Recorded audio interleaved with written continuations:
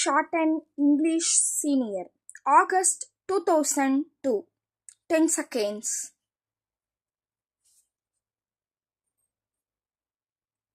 Five seconds. 2 seconds.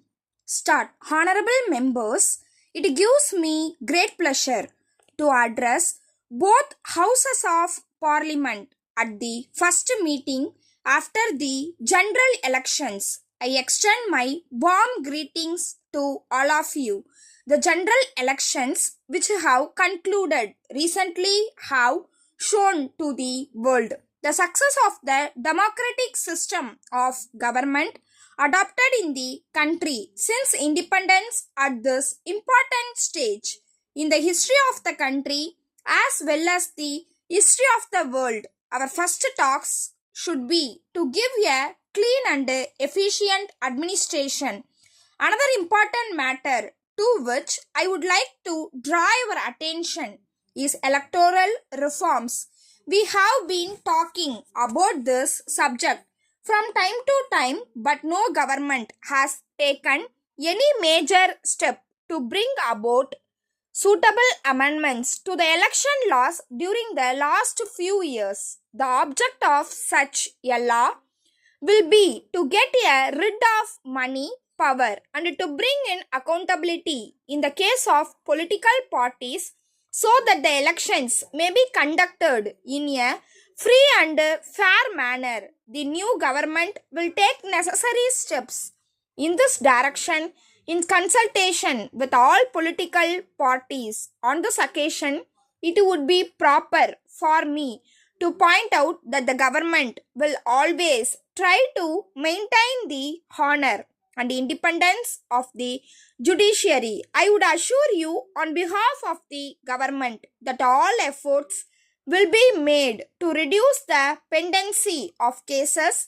in the courts throughout the country by filling up the vacancies and by proper use of modern technology. Regarding the question of center-state relationship, the government will take into consideration all the studies and reports made in this respect and in consultation with the state governments take necessary steps in order to settle all disputes between the states in matters of common interest.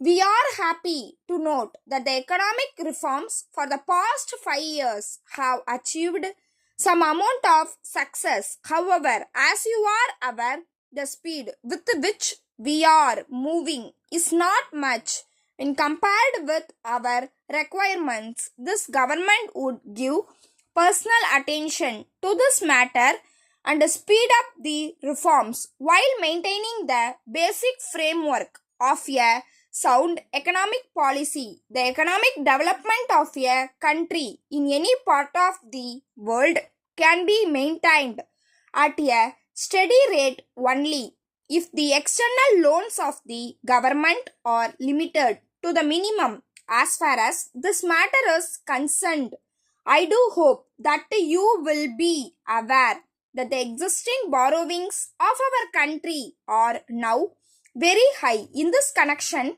attention will also be paid to the aspect of expenditure by the government, which is increasing day by day. The government will take all necessary steps to reduce the loan burden and also to reduce the expenditure to the maximum extent possible so that we may be able to invest more money in the development schemes for the people. The government will also study the investment made by the state in the public sector undertakings so that each rupee invested by the government may be put to proper use. On this occasion, I would like to inform both the houses that the government are going to bring about reforms in the corporate sector also.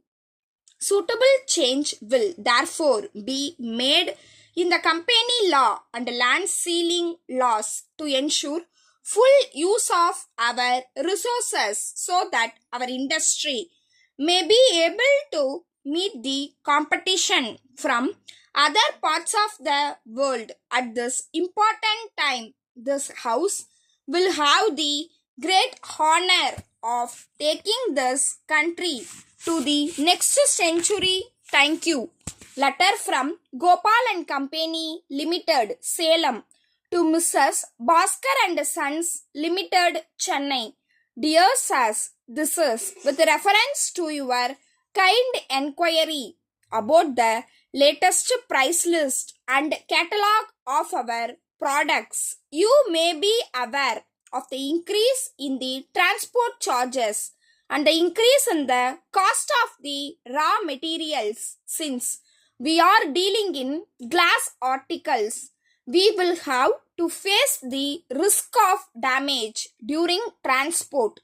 We are sorry to inform you that our factory remained closed for 2 months last year, and this has resulted in the decrease in turnover compared to the previous year. We are therefore not in a position to supply the materials at the existing rates and are forced to increase the price by 5%. We request you kindly to bear with this increase. We also request you to take all steps necessary to market our products in this part of the country, and we are willing to pay the necessary charges that may be incurred by you. In this regard, on this occasion, we would like to place on record our gratitude for your support and help, which has helped us to tackle our difficulties. We look forward to the pleasure of your continued support in the years to come. We enclose herewith our latest price list and catalog. We would be glad to send you any other information that you may require. Yours faithfully, Stop. Please subscribe my channel.